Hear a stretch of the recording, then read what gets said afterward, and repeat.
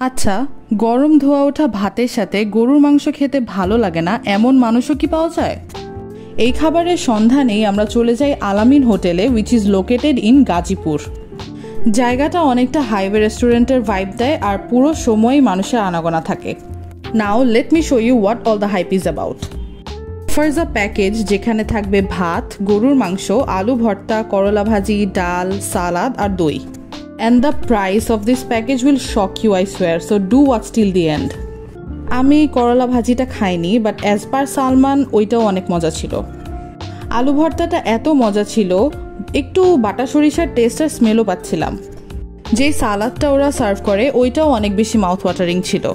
Now let's talk about the show stopper. গরুর মাংসটা আমার খাওয়া ওয়ান অফ দি বেস্ট ছিল।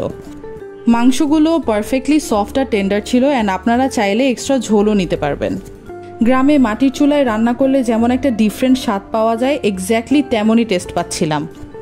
অলদো তরকারিতে অয়েলের পরিমাণটা একটু বেশি থাকে, হাউএভার গরম ভাত দিয়ে খেতে অমৃত লাগছিল। লাস্টলি দে সার্ভ দেয়ার দই, and guess what, this whole food package only costed us 300 টাকা।